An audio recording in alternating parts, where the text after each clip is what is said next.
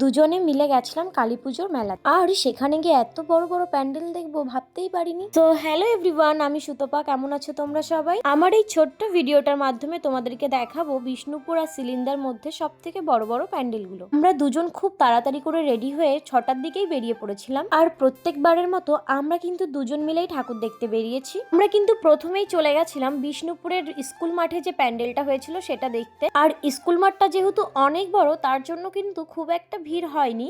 আর প্যান্ডেলটা কিন্তু ভীষণ সুন্দর হয়েছিল, আর এত সুন্দর লাইটিং ছিল, দেখতেই পারছো ভীষণ সুন্দরভাবে সাজানো ছিল। আর আমরা যখন প্যান্ডেলের মধ্যে ঢুকলাম তখন প্রথমেই দেখি একটা মহাদেবের মূর্তি আছে, যেটা দেখে আগে আমি নমস্কার করে নিলাম। তারপর কিন্তু চলে গেছিলাম প্যান্ডেলের ভেতরে, যেখানে কিনা মা কালীর মূর্তি ছিল। তো দেখতেই পারছো কতটা সুন্দরভাবে সাজানো রয়েছে, আর মাকে দেখো কতটা মিষ্টি দেখতে হয়েছে। তারপর কিন্তু আমরা বিষ্ণুপুর থেকে বেরিয়ে অন্য একটা প্যান্ডেলে চলে গেছিলাম, আর এই প্যান্ডেলটা কিন্তু প্রতি বছরই এত সুন্দর করে সাজায়। তো বছরও কিন্তু গেটটা ভীষণ সুন্দর হয়েছে, আর এবছরের এই গেটটাও কিন্তু ভীষণ সুন্দর লেগেছে আমার।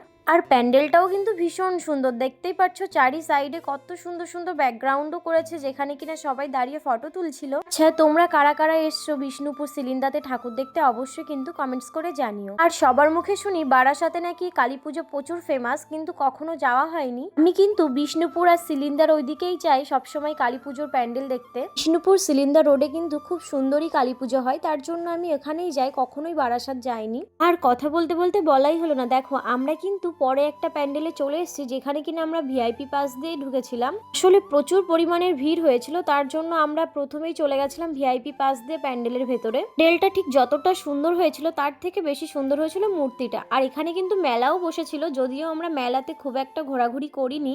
এবছর বিষ্ণুপুরের সব থেকে ফেমাস যে প্যান্ডেলটা হয়েছে আমরা সেটা দেখতে যাব বলেই চলে এসেছি। আর আসার পরে কিন্তু আমরা ভিআইপি পাস কেটে নিয়েছি। আর জানো তো বন্ধুরা, 10-20 টাকাতেই কিন্তু ভিআইপি পাস পাওয়া যাচ্ছে। এত লম্বা লাইন ছিল, তার জন্য আমরা লাইনে না দাঁড়িয়েই চলে গেছিলাম একদমই প্যান্ডেলের ভেতরে। আর গিয়ে দেখি এত সুন্দর প্যান্ডেল হয়েছে, আমি তো প্যান্ডেলটা দেখে ভীষণ অবাক হয়ে গেছি। এত সুন্দর হয়েছে প্যান্ডেলটা, ভীষণ সুন্দর। আমি কিন্তু এই নিয়ে 2 বছর এখানে ঠাকুর দেখতে গেছি, আর প্রতি বছরই কিন্তু আমার এইখানকার প্যান্ডেলটা সব থেকে বেশি পছন্দ হয়।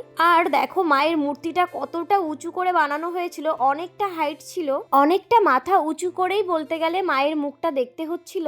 আর আমাদের দুজনকে কেমন লাগছে সেটাও কিন্তু জানিও। আর এই সুন্দর প্যান্ডেলের ভেতরটা যতটা না সুন্দর, তার থেকে বাইরেটা কিন্তু বেশি সুন্দর ছিল। দেখতেই পারছো কত সুন্দর থিমের মাধ্যমে তুলে ধরেছে। আর তোমাদের কোন প্যান্ডেলটা ভালো লাগলো সেটাও কিন্তু কমেন্টস করে জানিয়ে যেও। প্যান্ডেল দেখে বেরিয়ে সামনের দিকটায় দেখি অনেক খাবারের স্টল ছিল, সেখান থেকে আমি মোমো নিয়েছিলাম, আর তারপর গেছিলাম পাপড়ি চাট খাওয়ার জন্য। আর আমার ভিডিও ভালো লাগলে অবশ্যই চ্যানেলটিকে সাবস্ক্রাইব করে দিও।